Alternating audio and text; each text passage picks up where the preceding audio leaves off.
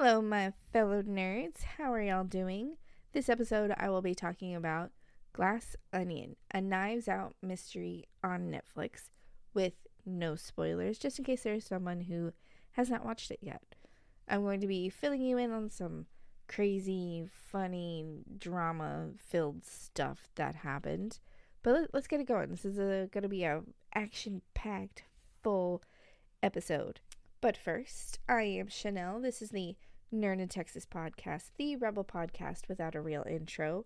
I talk about movies, books, TV shows, and the occasional video game. I also fill your mind with useless information on your favorite actors, actresses, and fandoms. If you are a returning listener, thank you so much. I appreciate every single one of you. If you are new, have a seat. I hope you enjoyed my episode and you learned something new. This episode and my next few episodes have been chosen and scheduled from Under The Apron podcast, a fellow podcaster. I did a poll on Twitter and he said, do all three and put them in order. And, in order of how I should do it. And I said, challenge accepted. And I'll be leaving a link to his link tree in my podcast description so y'all can check out Under the Apron podcast. The schedule is as follows. Right now I'm doing The Glass Onion, and next week I'm going to be doing She-Hulk, and then My Hero Academia, because I have become obsessed with My Hero Academia.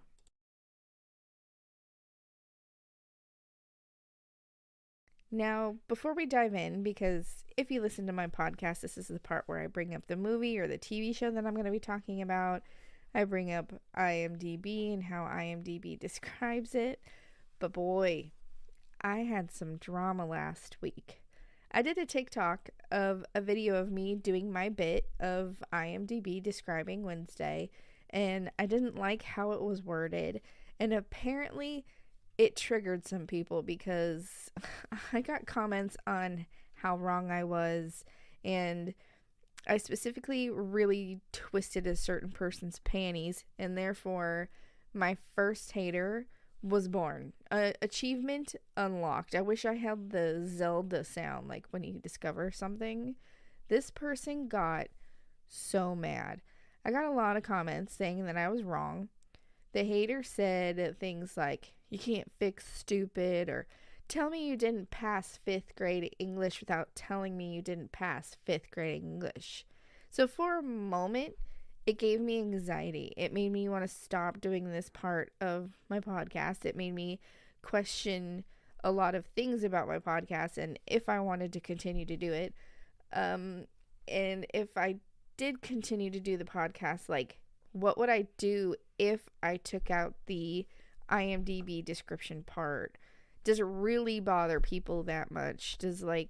I just started getting self-conscious about all the past podcast episodes where I bring up the IMDb description. So I guess, I don't know. But what I did decide was that I'm not going to let them win. If they don't like it, they don't even listen to my podcast. They just saw the one TikTok of me talking about it. They didn't even get the full picture, or, they don't listen to my podcast. So why should I listen to people who are not my listeners? But so I'm going to keep it in. I'm going to read you the description of what IMDb says, but I'm just not going to comment on it. I'm not going to say if I like it. I'm not going to say if it makes sense or not. I'm just going to put it in there and you guys can decide if you like it or not. But let's get to it. Let's get to the fun part. The Glass Onion Knives Out mystery on Netflix. It has an amazing cast. It is directed and written by Rian Johnson. Now, it is said that he wrote this movie based on a Beatles song, and throughout the movie there are Beatles references, and even the Beatles song is played at the end when the credits are showing. And he said it's kind of a Beatles song about a mystery that's not actually a mystery. He continues to say that the song has confusing lyrics that mean nothing, like Well, there's another clue for you all. The walrus was Paul, and looking through the bent back tulips to see how the other half live, looking through the glass onion. As John Lennon explained it, once saying, I was having a laugh because there's been so much gobbledygook, I'm not sure if I said that right, about Sergeant Pepper, the album. Play it backwards and you stand on your head and all of that. So I think what John Lennon is saying here is it's kind of like how Taylor Swift's fans are now. They find cryptic messages in all of her TikTok videos and all of her songs and all of her albums and all of her pictures and all of her posts. And so I think that's what John Lennon was getting at when it came to what he just said. And the director goes on to say that he wrote the movie and he wanted glass in the title because he wanted to be something in plain sight. He wanted whatever's happening in the movie to be in the title and to, like I said, to be in plain sight. So he searched a music library for songs with the word glass in it, and being a huge Beatles fan, Glass Onion was what he chose. And the glass onion is what is centered around the movie. I don't know if it's the center of him creating the movie. There we go. That makes more sense. So on to the cast. Daniel Craig plays Benoit Blanc. I don't know if I said that right. Benoit Blanc is also in the first Knives Out movie. Now, I haven't seen that one, but I need to, because if it's anything like this movie, it'll be awesome. So Daniel Craig is also James Bond. He played in all these James Bond movies. And a lot of celebrities are so happy for him for this movie because he's trying to get away from that James Bond image. And this was like the perfect movie for him to do that. And so now for a fun fact, in Star Wars The Force Awakens, he's a stormtrooper. He's an uncredited stormtrooper. James Bond is a stormtrooper. And I'm loving how Star Wars has been doing this. They are casting celebrities as stormtroopers, and we don't know. Well, I mean, some people, like, we figure it out. We figure out that they're stormtroopers, and people talk about it on social media and stuff like that. But one of these days, I'm going to put a list together of stormtroopers and who they're played by, and be amazed or find out who, like, was stormtroopers that we didn't know that was a stormtrooper. On to the next cast member is Kate Hudson as Birdie J. The Kate Hudson, the Queen. She's known for How to Lose a Guy in 10 Days. And a personal fun fact, I wanted to name my older daughter after her in this movie, but my daughter's father said no. And the fun thing is my girls just went through a name change, but before that they had their dad's last name of Anderson. So if I named her after Kate Hudson in this movie, it would have been her exact name in the movie. Like, how cool would that have been? And of course everyone was like, oh no. And what I mean by everyone is the dad's side of the family. But anyways, she was in a lot of other movies, but the best movie of all time that she was in is Almost Famous. That movie sparked my love for movies. You have no idea how many times I've seen that movie over and over again. We also have Edward Norton as Miles Braun, the billionaire, Janelle Monáe as Andy Brand, Kathryn Hahn as Claire DeBella, and Dave Bautista as Duke Cody. There's a whole bunch of other people, but I just wanted to list the big people, because if I listed other people, like there's Dave Bautista has a girlfriend, her name's Whiskey in the show. She's played by a girl who is in Outer Banks.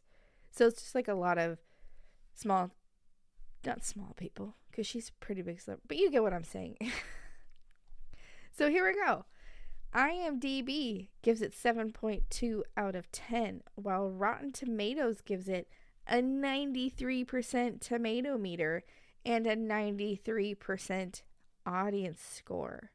And now, IMDb describes it as 5 longtime friends are invited to the Greek island home of billionaire Miles Braun. All 5 know Braun from way back and owe their current wealth, fame, and careers to him. The main event is a murder weekend game with Braun to be the victim. But in reality, they all have reasons to kill him. Also invited is Benoit Blanc, the world's greatest detective. If I could explain it in my own words, it's like a really cool version of Clue. You have a billionaire Braun who spends his money on really stupid stuff on a private island off of Greece, which it's an actual island. And this glass onion that is in the movie, it's like the center of the island. It's the center of this mansion type home, is an actual home and an actual island. And I just saw that it's for sale for like a whole lot of money that I don't have. I need to win the lottery. Here's the thing, if I were to win the lottery, I would buy stuff like this, like houses that were in TV shows, houses that were in movies. Like, you see, you know, the house on this show is for sale, or especially like the haunted ones. I would totally buy those. But anyways, I'm getting off track. Sorry. I honestly feel like this movie is a metaphor for men like Elon Musk or Bezos. And I always joke around and say, if I was a billionaire and you don't have a secret passageways in your house, you're spending your money wrong and you should just give it to me. Like, just give it to me. I will spend it the right way. So, of course, Braun is a corrupt billionaire. He sends out these boxes to his friends. They're all these big puzzle boxes, and you have to solve puzzle after puzzle after puzzle. And it leads to the center of this box, where it's an invitation to a party / weekend on Braun's private island. Now, I don't want to spoil it, but the way one person solved the puzzle cracked me up. And I don't know if it's because I watched the movie late, but it made me laugh so hard. And I think the reason why it made me laugh so hard is because this is the way I would have done it. Like, this is the way I would have figured it out and found the invitation. So they arrive at this beautiful island. There's glass statues that like rise out of the water. The boat dock is made of glass. And Edward Norton is playing the guitar on the beach, and he's playing a Beatles song. And Kate Hudson's character, she runs up to him and she's like, "Oh, you're playing my favorite song." And he's like, "Yep." And on the guitar that Paul McCartney wrote it on. And she's like, "Oh my gosh." And then he just chucks it. Like, okay, but all right. So there's a whole lot of other things like that he buys that are insanely stupid and arrogant, but it makes it kind of hilarious. Like, you kind of pokes fun at millionaires and the stupid things that they buy. But in the movie, it dives into each of their friends' lives and how they became friends.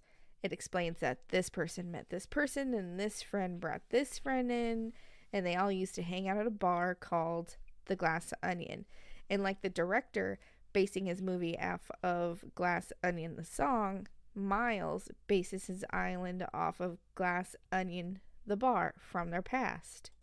So in the past, at the Glass Onion at the bar, this is where Andy creates an idea for something great and writes it on a napkin. And of course, Miles wanted in on it. It caused both of them to make a bunch of money. Miles funds all of their friends' projects, helps Birdie, or Kate Hudson, with a clothing line that eventually fails, helps another friend, Claire, become a politician, helps helps set Cody up with Twitch and YouTube, but Cody, who's played by Dave Bautista, it shows that he's not very smart, and he kind of sticks his foot in his mouth and says things, and he, like, one where they joke around about him getting canceled on Twitch or something, but it doesn't really, like, dive into a whole lot of it. So a lot of the friends have projects that either failed or they need Miles to help push them a little bit more, but at the same time, Miles is trying to hurt some of their careers. In comes the biggest betrayal. They all betrayed one key person in the friend group, Andy. They all treat her like crap from the start. Like, when they're on the boat heading to the island, they all are like, what are you even doing here? You shouldn't be here. Just saying stuff like that. One thing I can say, and is a fun personal fact about me, is my family owns a business. My father was an inventor. Not a lot of people know that. I don't express that to a lot of people. I was born in Texas, but I moved in California when I was 2 years old. I then moved back to Texas after my freshman year of high school. Talk about a culture shock. It sucked. But why is because my dad's partner screwed us over, and we had to sell everything we owned and move to Texas. So stuff like this does happen. It's not just in the movies. Like, my childhood and my life should be a movie, because what happens to Andy, it really does happen. It happened to me, in a way. It happened to my mom and my dad, but yeah, you get it. So back up to the movie.